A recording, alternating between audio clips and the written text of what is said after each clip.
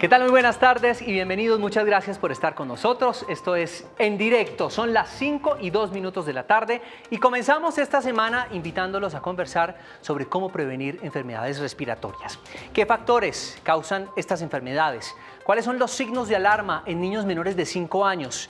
¿Cómo proteger a los más pequeños, es decir, a los bebés? ¿Cuáles son las consecuencias de estas enfermedades mal cuidadas, tanto en niños como en adultos? Junto a expertos resolveremos, como siempre, sus dudas. Acompáñenos. Esto es En Directo.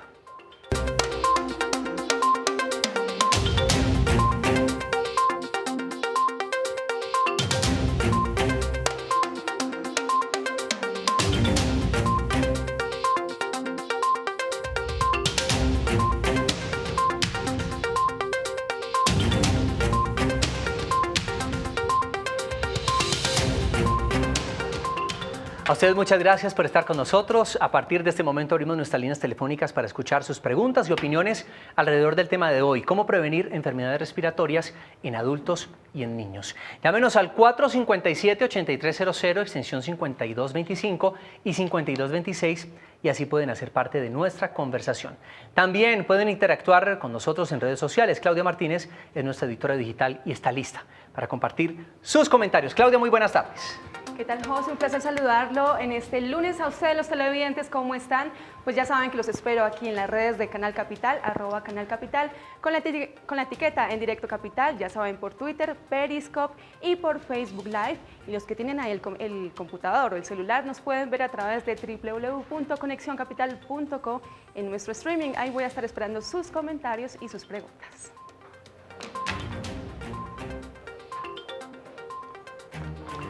Bueno, y para hablar de cómo prevenir enfermedades respiratorias, hoy en nuestro estudio nos acompaña la subsecretaria de Salud Pública, la doctora Patricia Arce. Bienvenida, doctora, y gracias por estar aquí. Gracias a ustedes por invitarnos, muy amables. También está con nosotros en directo Mónica Caicedo, ella es neumóloga. Doctora Caicedo, bienvenida. Buenas tardes, muchas gracias por la invitación. Muchas gracias también por acompañarnos. Bueno, como siempre es costumbre, los invitamos, antes de profundizar en el tema, a conocer el contexto. Las enfermedades respiratorias son algunas de las afecciones más comunes, principalmente entre niños y adultos mayores, y se agudiza en temporadas de lluvias como la que vivimos actualmente en el país. Entre los menores de 5 años, el 95% de los casos son de origen viral, aparecen repentinamente y duran aproximadamente 2 semanas. La mayoría de las veces, y dependiendo del estado de salud de las personas, estas enfermedades no presentan gravedad. Sin embargo, hay que estar alerta porque pueden complicarse y poner en riesgo hasta la vida. En el año 2017 en Colombia se reportaron 7.017.426 consultas externas por infecciones respiratorias, según el Instituto Nacional de Salud. En Bogotá, durante lo que va de 2019, se han registrado más de 517.000 consultas por este tipo de afectaciones.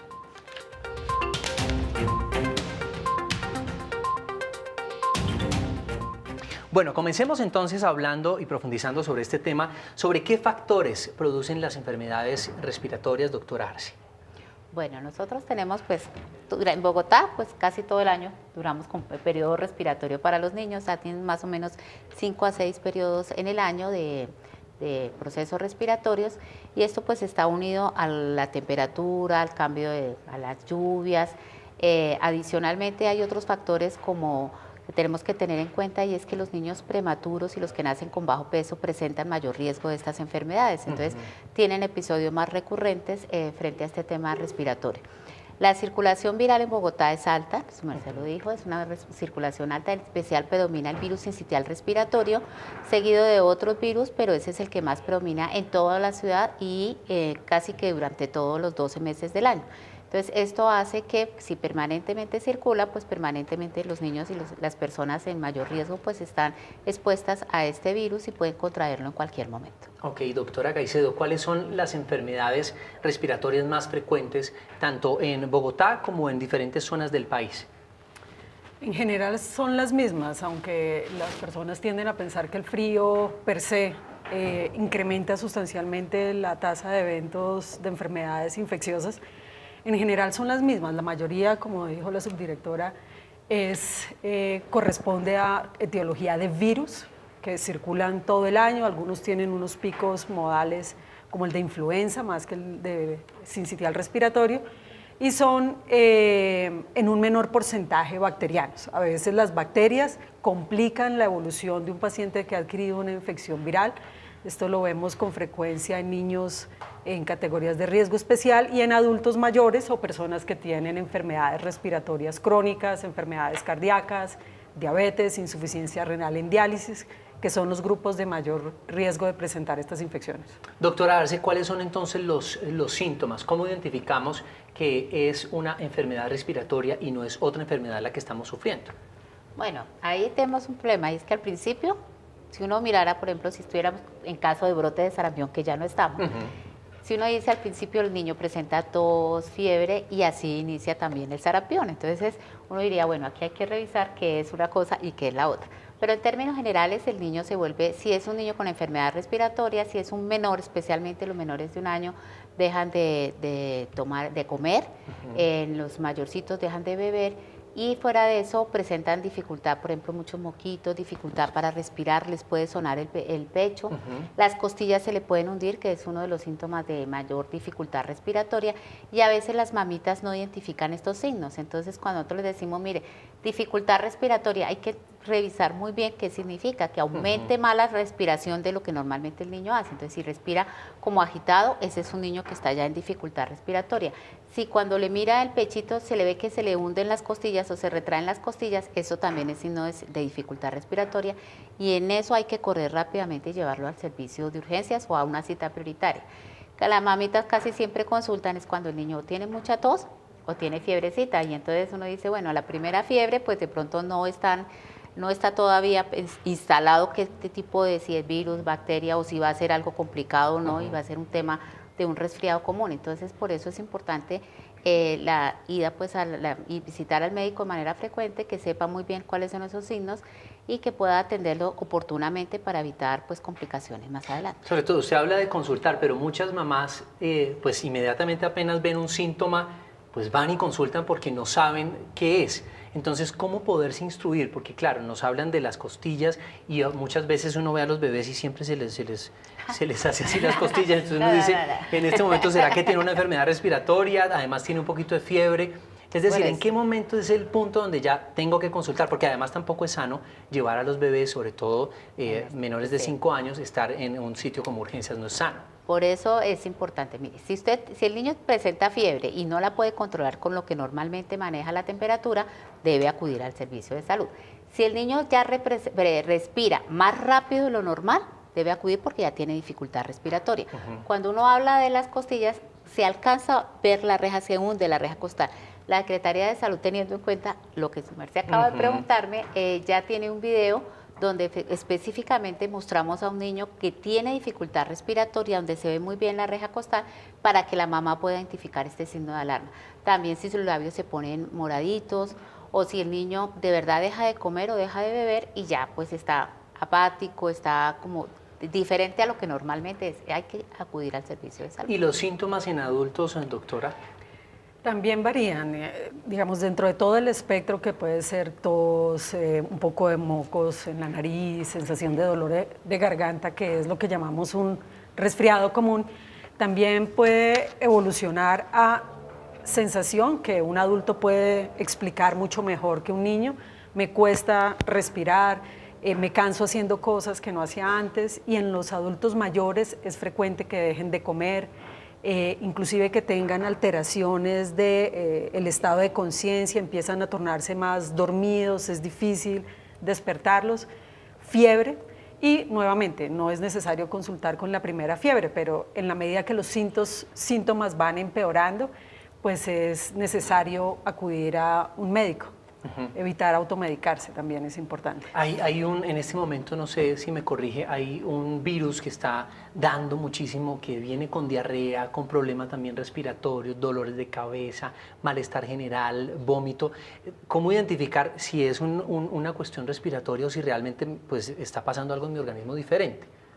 Bueno, pues en ese momento, como yo le decía, predomina más o menos en un 80% de la circulación que predomina es la del virus sincitial respiratorio. Cada virus tiene, y la doctora lo puede decir, una sintomatología que lo hace característico, de alguna manera uno puede sospechar que es por este lado. Para eso están disponibles los paneles virales en las instituciones de salud para verificar qué tipo de virus es el que está o si es una bacteria, porque normalmente lo que pasa es que inicia con un proceso viral, pero si el proceso viral no se maneja bien y de manera oportuna, puede complicarse pues con una infección bacteriana y entonces ya se harían otro tipo de diagnósticos. Bien, pues nosotros en las calles le preguntamos a los ciudadanos cuáles son las medidas que toman para evitar una enfermedad respiratoria y esto es lo que dice la gente. Procuro salir abrigado, siempre con un paraguas en la maleta y también con unos pañitos por cualquier eventualidad. Bueno, las medidas que tomo es estar bien abrigado, evitar sofocarme y cambios bruscos de temperatura y fortalecer bien las defensas. Hoy en día, para la temporada invernal que vivimos, las medidas que tomo para evitar enfermedades respiratorias básicamente consisten en evitar mojarme cuando llueve, tener el paraguas siempre a la mano y procurar también en las noches estar bien abrigado. Las medidas para evitar la gripa que conozco es lavarse las manos adecuadamente, muy seguido y pues si uno está enfermo, tratar de usar el tapabocas para no contagiar a un compañero. Lo que hay que hacer para evitar las enfermedades respiratorias es, uno, alimentarse saludablemente, descansar bien, y si hay de pronto algún síntoma, pues de una vez tratar de contrarrestarlo con alguna medicación formulada.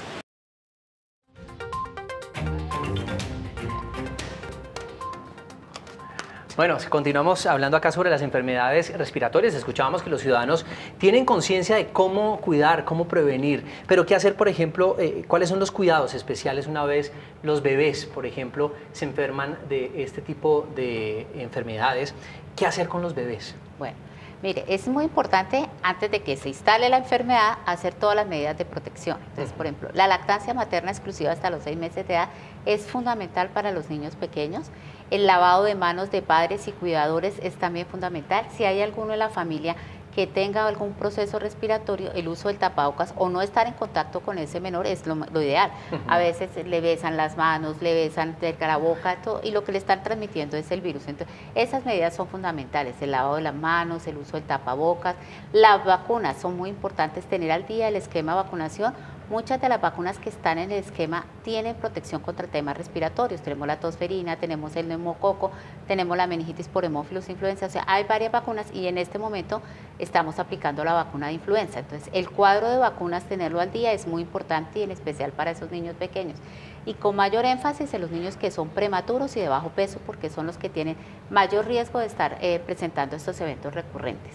Cuando ya el niño está presentando pues el cuadro respiratorio, entonces vigilar muy bien la temperatura, ofrecer líquidos, pues si es un menor de 6 meses, pues la lactancia materna, el lavado de las manos, como le decía, es fundamental, pero además estar muy pendiente de que las vías respiratorias estén libres, entonces hacer limpieza de la nariz, porque a veces los papitos, muchos no sabemos cómo hacerlo, y entonces el niño se va congestionando y entonces se le dificulta más para respirar, entonces mantener las vías aéreas libres de moquillos. La doctora le explica mejor. Nosotros utilizamos el suero fisiológico calientico un poquito para echarle goticas en la nariz y eso limpia. Pero ya en el mercado hay varios productos que ayudarían a limpiar, pero pues con un suero es... Con suero se puede solucionar, doctora. Suero salino es la mejor medida disponible para esos niños, en goticas porque son unas narices muy pequeñitas y por dentro también son pequeñitas. Goticas de suero. Ahí a lo que se refiere la doctora es, hay unos sprays que son igual solución salina y cumplen la misma función. Como los bebés no se pueden sonar, entonces también hay unas bombas que los niños detestan, pero que son muy útiles para aspirarles un moquito que tengan y que no pueda respirar el bebé, y con eso se facilita la respiración de los chiquitos. ¿Y los humidificadores son una buena alternativa cuando están pasando por este periodo? En general los niños no lo necesitan, ni los adultos tampoco si están bien hidratados, leche materna, si un adulto debe incrementar el consumo de líquidos, sobre todo agua, tés, sin problema. Los humidificadores se usan mucho para los ambientes secos, por ejemplo, en los países con estaciones, en el invierno, que es cuando más se presentan las infecciones respiratorias, la gente está usando calentadores que resecan el ambiente, la humedad puede bajar a 30%, en Bogotá el promedio es como 70%, y se necesita el humidificador para mantener la humectación de las vías aéreas. Pero en realidad acá en Bogotá nosotros no tenemos un uso masivo de calentadores, entonces el efecto que prestan es marginal. Hay papás que los sobrecubren, es decir, cuando tienen este problema, mejor dicho, le ponen 3 gorros, de todo, mejor dicho, los dejan como realmente les están asando el cuerpo prácticamente con tanta cosa que les ponen. ¿Es bueno cubrirlos tanto? En principio los niños, la política de los pediatras es una capa más que la mamá. Mientras la mamá se sienta confortable, entonces si tiene una camiseta y un saco, en general el bebé tiene una capa extra. Sí. Sobrecargarlos de ropa no es prudente para los niños. Los bebés, sobre todo muy chiquitos y prematuros, tienen problemas para controlar la temperatura. Entonces no es saludable para ellos tener un ambiente en la casa sin grandes cambios de temperatura, y una capa más que la mamá es la recomendación general de mis colegas pediatras. Y adicionalmente es importante, y es que ahora muchas mamás sacan a sus bebés desde muy pequeñitos, o sea, ya a los 15, 20 días uno ve esas mamás o bebés pequeñitos en centros las mamás comerciales, en las calles, en centros. Eso no es seguro. Mire que ahí está recibiendo todo lo que la gente tiene, así sea un centro comercial, así sea que no esté expuesto a la lluvia, ni al cambio, ni al viento afuera, pues está recibiendo todo lo que las personas en ese centro comercial tienen. Entonces, en lo posible, en el primer mes, yo diría que hasta un poquito más, pues procurar no sacar al niño y evitarle también restringir un poco el tema de las visitas, porque muchos visitan al niño, pero son una cantidad de personas que tienen procesos respiratorios u otras cosas y se lo van llevando al niño, y el niño, su sistema inmune todavía no está fortalecido para responder a esos cambios que le están llegando. Entonces, en lo posible, más bien, dejar que crezca un poquito para poderlo sacar y exponerlo a todo lo que hay en el ambiente. Fíjese que alguna vez hablando con un compañero, un amigo italiano, me decía que en Italia no tienen ningún problema, que eso es cultural, que lo veía muy raro que la gente se enchuspara, como lo dicen coloquialmente, en sus casas esperando proteger al bebé, que en Italia tienen 3 días y salen sin problema. ¿Eso es cultural o realmente es importante para preservar la salud de los bebés? Bueno, yo le puedo decir, como el sistema inmune del niño no está desarrollado completamente, pues esa carga que está recibiendo es más de lo que el niño puede soportar. Entonces, en la medida que el niño va creciendo, su sistema inmune se va fortaleciendo, y obviamente la lactancia materna ayuda a eso, y lo que son el tema de las vacunas. Entonces, por eso es importante hacer ese ejercicio, no exponerlos de una vez, apenas nazcan 3 días, una semana, y ya exponerlos a la carga que en ese momento el ambiente tiene. Entonces, el cuidado en la casa ese primer mes es fundamental también. Doctora, pues muchísimas gracias. A esta hora los invitamos a que se contacten con nosotros a través de las líneas telefónicas y pues sean asesorados por nuestras 2 invitadas, 2 especialistas en este tema. Estamos hablando de cómo prevenir enfermedades respiratorias. Recuerden, en nuestra línea es el 457-8300, extensión 5225 y 5226, para que ustedes también hagan parte de nuestra conversación. Pero también tenemos interacción con ustedes en redes sociales. Claudia, preguntas o opiniones.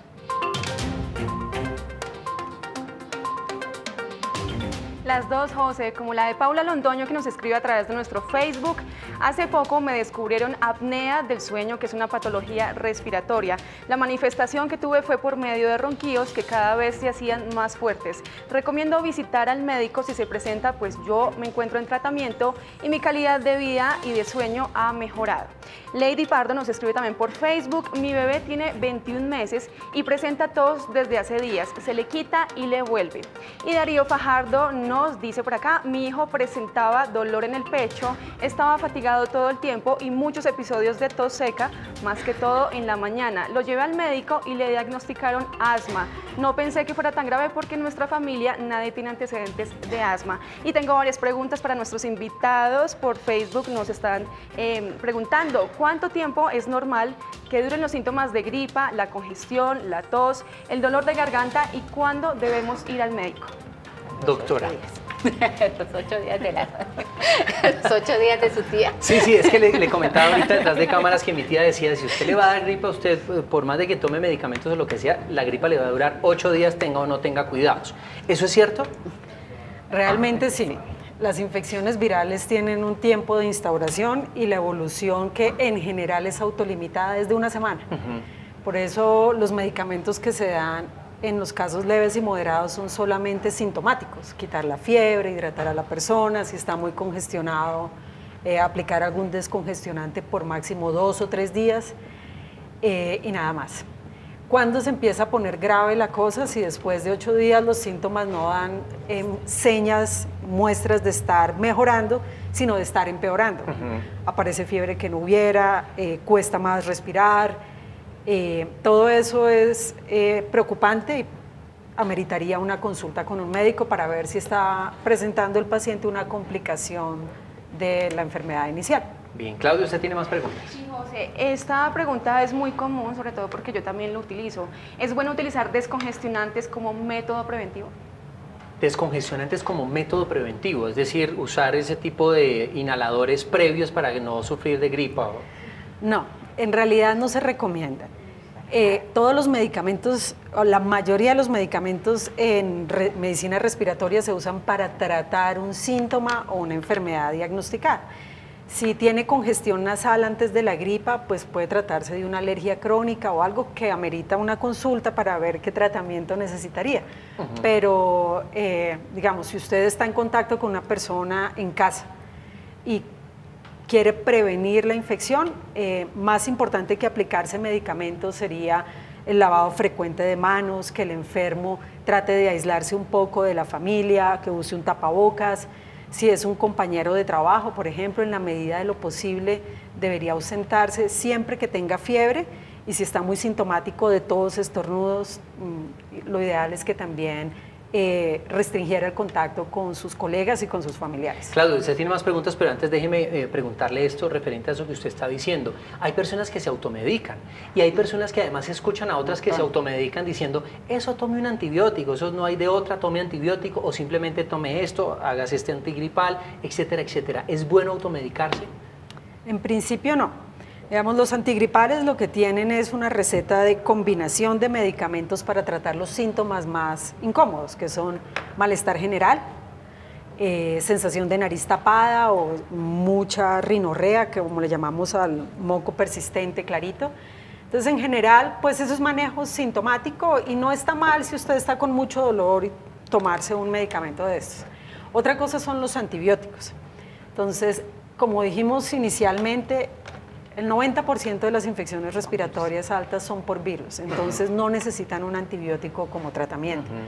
En lugar de esto, lo que hacemos es presionar y seleccionar como bacterias que se van volviendo resistentes. Adicionalmente, hay antibióticos que pueden producir alergias o síntomas gastrointestinales, entonces lo ideal es que eso sea prescrito por un médico. Hay pacientes con mayor riesgo de tener bacterias y entonces en el consultorio o en urgencia se revisa cuáles son los criterios para iniciar el antibiótico, pero indiscriminadamente no se recomienda.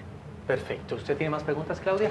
Sí, José. Sandra Bernal, que es una mamá, nos pregunta, ¿hay que dejar de darles leche en tetero cuando tienen broncoespasmos o mucha mucosidad? Porque se pueden tal vez ahogar. Pues yo no soy pediatra, Sí. Quiero aclarar, soy neumóloga de adultos. En principio, fisiológicamente, lo que hay que cuidar es que el bebé esté bien hidratado. Entonces, hay una gran cantidad de líquidos que se pueden utilizar. Bebés que están todavía en fase de lactancia, leche materna es lo más importante. Pero no habría una razón específica para quitarle los líquidos por el tetero, excepto que presente los signos que mencionó la doctora, es decir, que el niño tiene los labios morados, que se le están retrayendo las costillas, porque el esfuerzo del tetero puede ser extraordinario para ese momento específicamente, y lo que hay que hacer es llevarlo al médico. Claudia. Sí, José, por último, Diego Quintana Roa nos pregunta, ¿qué tipo de calefacción favorece o desmejora los síntomas de la bronquitis? Calefacción. Uno ve calefactores de aceite, otros simplemente que son como un ventilador que proporcionan aire caliente. ¿Cuál es de pronto el más sano o lo más sano es no utilizarlos? En realidad no se ha demostrado que eso tenga un efecto directo sobre la evolución de la enfermedad, ni sobre los síntomas. Es más, entre más seco esté el ambiente, más reto es para las vías respiratorias del paciente, porque el aire está más seco sobre una vía aérea irritada, lo que va a hacer probablemente es desencadenar más tos. Entonces, en general, no es una recomendación que se haga ni siquiera acá en Bogotá.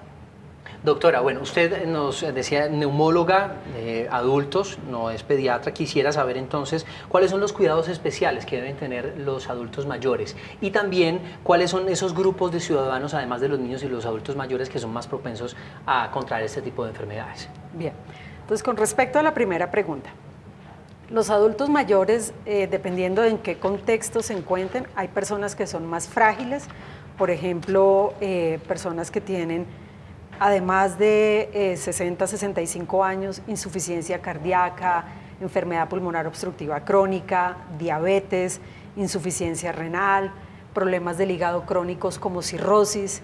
En otros grupos que no necesariamente son de adultos mayores, como los pacientes que tienen infección por virus de inmunodeficiencia humana, VIH, la evolución de la enfermedad puede ser más agresiva, más tórpida, más larga. Entonces, si bien es importante prestar atención a los signos que explicamos anteriormente, que estén con trastornos del estado de conciencia, que estén con mucha dificultad respiratoria. Si ya los vio el médico y están en casa, lo importante es las mismas medidas. Ponerle el tapabocas al enfermo, lavar frecuentemente las manos, evitar el contacto estrecho. Hay algunas familias que, por ejemplo, cambian de habitación mientras está en la fase más aguda de la tos y la expectoración. Y siempre estar pendiente de que la evolución sea hacia la mejoría. En los adultos mayores, la infección respiratoria puede tardar más de los 7 días en resolverse. Hay algunas personas, por ejemplo, los asmáticos, que tienden a quedar con tos durante más tiempo, sin que sea un signo de alarma, sino parte de su enfermedad. Entonces, si el paciente empieza a comer mejor, a toser menos, a mostrar más signos de actividad, va bien. Si eso no ocurre, entonces hay que reconsultar. Perfecto, bueno, vamos a ir por ahora a una pequeña pausa, pero antes este es el dato y al regresar vamos a hablar de qué está haciendo el distrito, por lo menos en este pico de enfermedad respiratoria aguda. Según la organización, este es el dato, según la Organización Mundial de la Salud, en el mundo anualmente se producen alrededor de 4 millones de muertes relacionadas con infecciones respiratorias. Ya regresamos.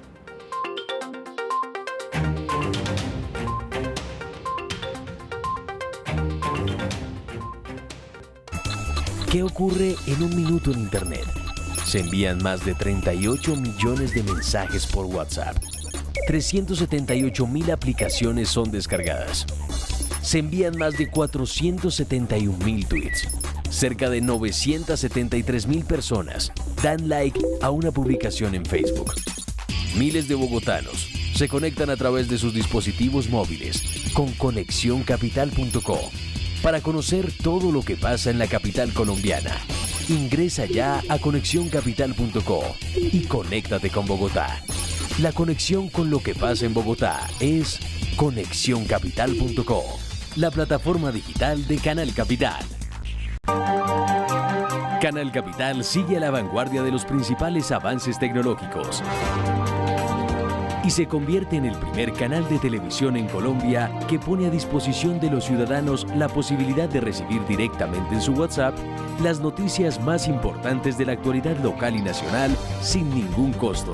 Ingrese a ConexionCapital.co/WhatsApp.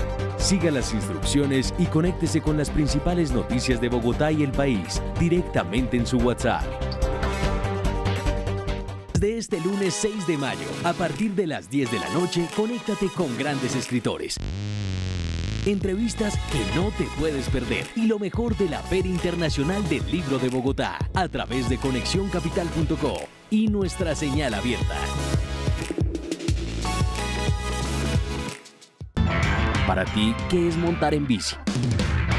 uno se siente libre andando en bicicleta, andando rápido, conociendo partes donde uno por allá con una limitación pues dice no, yo ya no puedo ir por allá, pero en bicicleta uno hace muchas cosas. Conéctate con Historias en Bici a través de conexioncapital.co y nuestra señal abierta. En Emprendedores encuentras emprendimientos con mucho despecho. Decidí que no quería grabarle a ninguna casa disquera, sino más bien fundar mi propio sello. Conéctate con Emprendedores los domingos a las 8:30 de la noche a través de conexioncapital.co y nuestra señal abierta. Conéctese con un programa de análisis y opinión, donde todas las voces tienen cabida. un programa donde se debaten los temas más importantes para Bogotá y el país. Los esperamos en Opina Bogotá, de lunes a jueves a las 8:30 de la noche. Conéctese con Opina Bogotá a través de conexioncapital.co y nuestra señal abierta. Llega la nueva temporada de Cine en la Ciudad, con entrevistas, lanzamientos y las noticias más importantes del séptimo arte en Colombia y el mundo. Viernes a las 8:30 de la noche, por Conexión Capital, la plataforma digital de Canal Capital y nuestra señal abierta.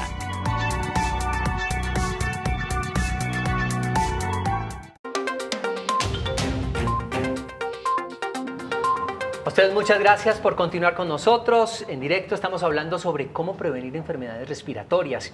Recuerde que pueden interactuar con nosotros a través de las redes sociales con el numeral En Directo Capital enviando sus preguntas o comentarios.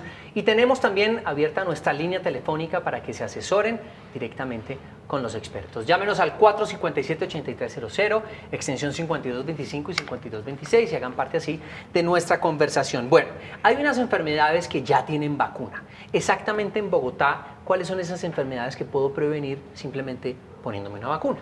Bueno, el esquema de vacunación del país y obviamente el de Bogotá es bastante amplio, así que arrancamos desde la tuberculosis que empieza con el recién nacido hasta la que le aplicamos al de 60 años y más, que es la neumococo. Entonces tenemos varias vacunas en especial que protegen contra el tema respiratorio, como es la tosferina. Recordemos que en la ciudad pues circula todavía y tenemos niños que se enferman por tosferina. Y afortunadamente desde el año 2016 no hemos tenido ni un solo niño muerto por tosferina. La vacunación de la gestante después de la semana 26 y la vacunación de los niños con las 3 dosis del esquema a los 2, 4 y 6 meses ha ayudado para que esto baje sustancialmente. Entonces, esa es una vacuna muy importante. Desde la gestación se debe aplicar y obviamente ya iniciar el esquema a los 2 meses de edad. Y las personas que están alrededor del cuidado del bebé, el papá, ya, los abuelos. No, a ver, ¿no? Si la mamá se vacuna, lo que está demostrado, y nosotros hicimos un estudio de títulos de anticuerpos, si la mamá se vacuna a las 26, después de las 26 semanas, le pasa suficientes anticuerpos al niño a través del cordón umbilical, que con eso el niño ya tiene la protección y no necesitamos vacunar a todos los que están alrededor. Ay, yo me vacuné, en mi casa están todos vacunados Bueno, para muy bien, pero no se requiere. Okay. Pero el niño ya con la transmisión de la mamá a su hijo, ya con eso queda protegido. Ajá. Y lo importante pues es iniciar el esquema muy puntual a los 2 meses de edad, porque a los 2 meses de edad la vacuna deja de producir el mismo efecto, entonces ya empieza a disminuirse esas defensas, entonces por eso es importante iniciar ese esquema a esa edad. Entendido. Tenemos la vacuna del neumococo, esa se aplican 3 dosis a los 2, 4 y al año de edad. Esta vacuna también es muy importante, es una bacteria, entonces nosotros tenemos que tener mucho cuidado ahí para que evitemos el tema con los niños. Esa sí produce una neumonía severa, los puede matar, así que entonces ahí es muy importante este proceso. Y tenemos la vacuna, actualmente tenemos la vacuna de influenza. Aquí es muy importante recordar que en el ambiente existen una cantidad de virus impresionantes, o sea, el sincicial respiratorio, el adenovirus, el de la influenza, el coronavirus, el influenza no subtificado, o sea, hay muchos virus en el ambiente. Y hay influencias diferentes Hay también. diferentes tipos de influenza, sí señor. Nosotros tenemos H3N2 y H1N1, que es lo que más circula pues en la ciudad. Entonces, si las personas se vacunan y les da la enfermedad, entonces hay unas que se vacunan y dicen, no, yo me vacuné y enseguida me dio la gripe. No, recordemos, la vacuna requiere mínimo, el virus salvaje, por ejemplo, de la influenza o cualquier virus, requiere mínimo 7 días para que usted se enferme y quede grave. Una vacuna que no tiene esas características, sino que tiene una fracción sintética del virus, pues no le va a producir ese evento de un día para otro. Entonces, normalmente las personas ya para este momento que estamos aplicando la vacuna pues ya estamos en el pico respiratorio. Entonces viene incubando el virus y obviamente se aplica la vacuna y es lo único raro que recibió, pero no es porque la vacuna le haya producido eso. ¿Y hay disponibilidad en este momento En de este influenza? momento tenemos disponibilidad, obviamente la prioridad son los niños menores de 23 meses, que son los más importantes, los adultos mayores y todas las personas que presenten patología de riesgo, es decir, si hay una persona con VIH se vacuna independientemente que no sea adulto mayor, si hay una persona diabética, si hay una persona hipertensa o con enfermedad renal, independientemente de que no tenga la edad de 50 o 60 años arriba, se vacuna de manera gratuita. Perfecto, a esta hora tenemos llamada de Doris, desde Bogotá. Doris, muy buenas tardes. Pregunta o opinión. Buenas tardes. Doña Doris, quiero pedirle antes un súper favor. ¿Usted podría bajarle totalmente el volumen a su televisor para que podamos comunicarnos sin problema? Ya. Y acá en el estudio subirle un buenas poquito tardes. al tollback, por favor. La orientación de la doctora, ¿qué contraindicaciones tiene la vacuna de la influenza y del neumococo en pacientes hipertensas con enfermedades coronarias y problemas de tiroidectomía? Bueno, muchísimas gracias, Doris, doctora. Bien, en realidad ni la hipertensión, ni la cirugía o las enfermedades de tiroides, ni la enfermedad coronaria son contraindicaciones. Hay muy pocas contraindicaciones para esta vacuna. La primera es que se haya producido en el pasado un evento adverso grave con la administración de la vacuna, personas que tengan alergia grave a las proteínas del huevo, que es el medio en el que se prepara la vacuna, o que se encuentren febriles en el momento de la aplicación. Por lo demás, lo que usted mencionó, doña Doris, son indicaciones para vacunarse, sobre todo la de la enfermedad coronaria. Pero usted habla del huevo, ¿cómo sí que se fabrican en huevo? Es decir, no, porque me causa curiosidad. ¿Las personas vegetarianas, por ejemplo, que no les gusta, tienen algún problema con eso? No, son solamente las proteínas, porque lo que ya está puesto en la jeringa es una preparación de proteínas que se hace. Entonces no hay ningún problema, tampoco por razones de preferencias, digamos, morales. Sí, o de sí, alimentos, entendido. Ok. ¿Tomar vitamina C diariamente ayuda a prevenir estas enfermedades respiratorias?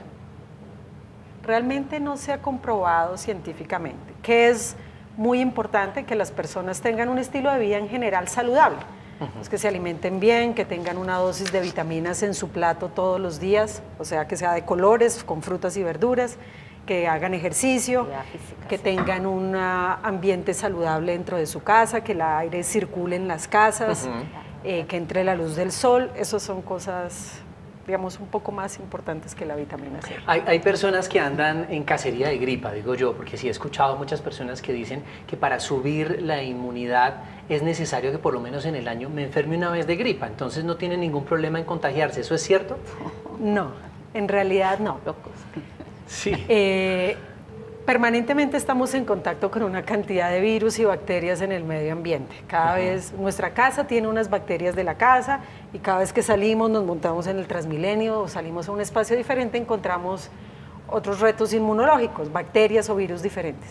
En realidad no es saludable buscar enfermedades, menos para personas de los grupos de mayor riesgo, porque pueden tener Eso es mejor que el niño desde chiquito le dé gripa, porque si no después se le convierte en neumonía, eso deje lo que le da el aire libre, etcétera, etcétera. Es bueno que les dé el aire libre, por supuesto, pero no que, digamos, hagan reuniones de los niños, como antes que se hacían para sarampión, varicela. Varicela, de una vez que se contagien todos de una vez. No, es mejor que no. Todas las enfermedades, incluyendo sarampión y varicela, la mayor parte de las veces tienen un espectro de síntomas que no es tan grave, la influenza también, pero pueden complicarse, entonces no hay necesidad de exponer innecesariamente a ninguna persona, ni niño ni adulto, a una infección. A esta hora volvemos a conectarnos con ustedes en las redes sociales. Claudia Martínez tiene preguntas y opiniones. Claudia. Sí, José, pero antes de leerlos, quiero enviarle un saludo a Yuli Parra y Héctor Edgar Sánchez, que nos agradecen por esos espacios de conversación en Facebook. A ustedes gracias por estar conectados. Y Ricardo Andrés Mejía nos dice por Twitter: hay que prestarle atención a los silbidos en la noche.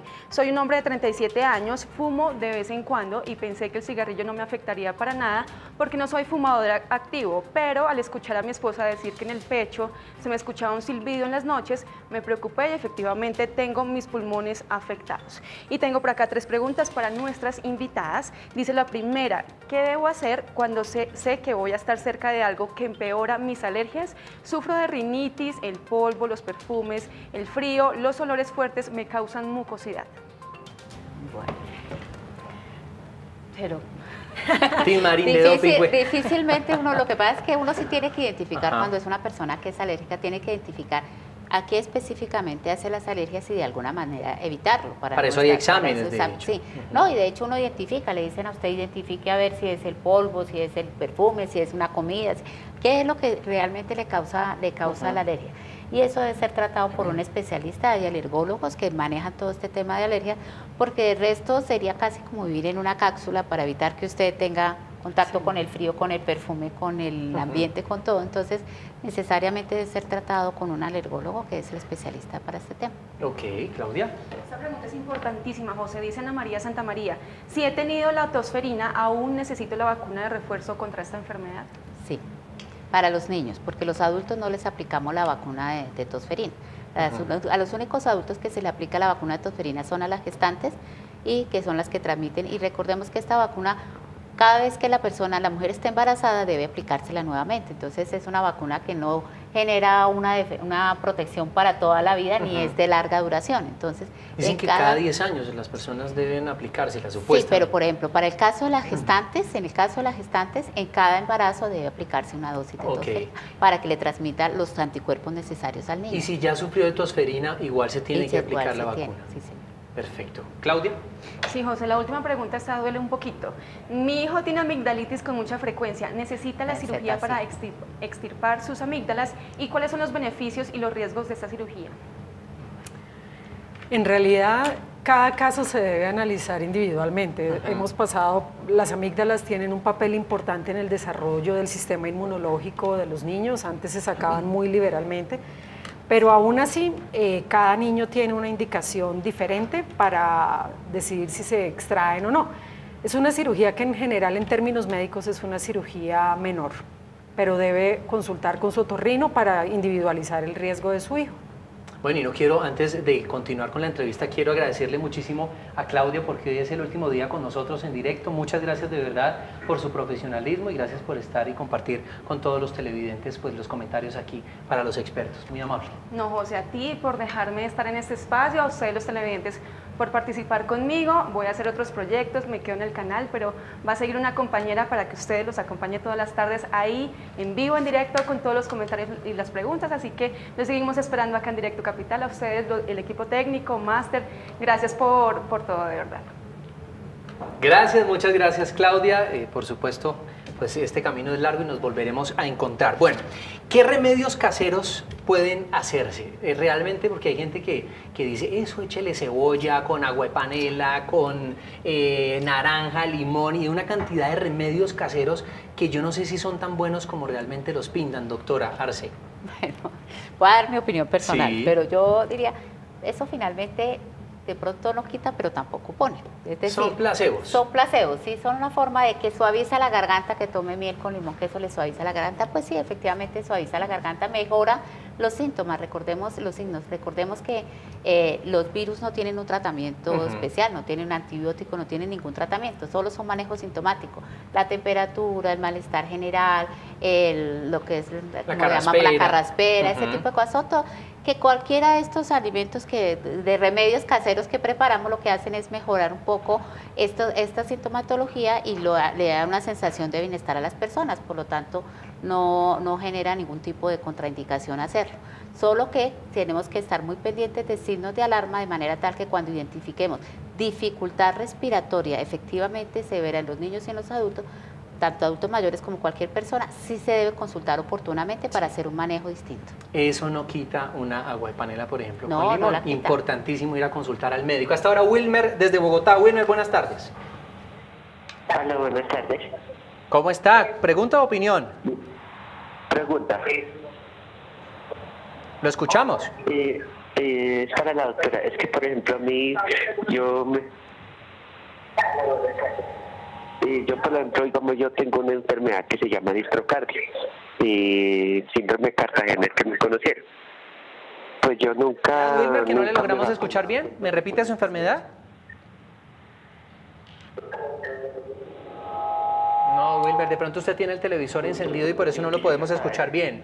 Sí, esas vacunas de neumococo, influenza y todo eso, me puedo vacunar a mi edad que yo tengo. ¿Qué tiene? ¿Qué edad tiene? ¿Qué edad tiene Wilmer? Yo tengo 30 años. ¿30 años? ¿Qué está hablando de la vacuna? ¿Usted logró escuchar, entenderle bien a No, Wilmer? no sé. ¿Le podemos contestar? No entendí. Wilmer, lamentablemente no. ¿Como neumococo? Quería preguntar si entendí que se quería vacunar, Sí. pero no a la edad que tenía, pero no entendí la edad. Sí, no, discúlpenos, Wilmer, A pero menos no que fue tenga- muy clara si la es- comunicación. Pero le podemos contestar. Sí. Si está Sí. cerca de la vacuna Ujú. de neumococo, si está con alguna patología de riesgo, como la Sí. que hemos mencionado, hipertensión, diabetes o alguna enfermedad renal o coronal, sí se podría aplicar la vacuna, pero tendría que aplicarse cada 5 años la dosis de refuerzo. Si no, entonces a los 50 años, que es cuando nosotros arrancamos con la Ok. vacunación del esquema del adulto. Entendido. Hablemos entonces ahora de los hábitos saludables, pero también los hábitos que no nos dejan realmente salir de ese círculo vicioso de la enfermedad. ¿Cuáles son esos hábitos que generalmente tenemos los colombianos que no nos dejan ponernos bien, estar bien, Pues, saludables por lo menos? Afortunadamente viene en descenso, pero el tabaquismo es un enemigo número 1 de la salud respiratoria. Entonces predispone agudamente a infecciones y después a más de 20 cánceres, etcétera, etcétera. Por lo demás, los hábitos de vida saludables son alimentarse bien, como mencionamos anteriormente, tener alguna dosis de ejercicio a la semana. En general, lo más sencillo es caminar entre 3 y 5 veces a la semana, al menos 40 minutos. Eso necesita un par de zapatos cómodos, un Y la clima voluntad. decente, no necesariamente el más soleado, y con eso podríamos funcionar bien.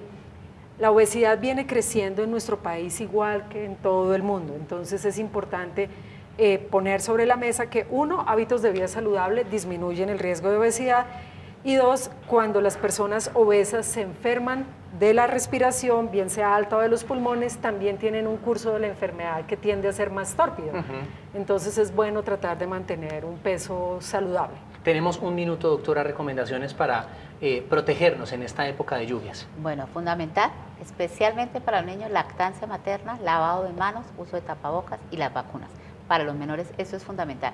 Para los adultos y el resto de la población, ya la doctora fue muy clara, actividad física, alimentación saludable y estar muy pendiente pues de signos de alarma. Bueno, se nos acabó el tiempo. Ustedes muchas gracias por compartir con nuestros televidentes su conocimiento y experiencia alrededor de este tema. También a ustedes gracias por estar conectados en nuestras redes y a través de nuestras líneas telefónicas de lunes a viernes a las 5 de la tarde. Si quiere que conversemos sobre un tema en particular, puede escribirme en Twitter o Instagram @josefdopatino o al correo electrónico en directo @canalcapital.gov.co. Que tengan una feliz tarde. Chao. Muchas gracias.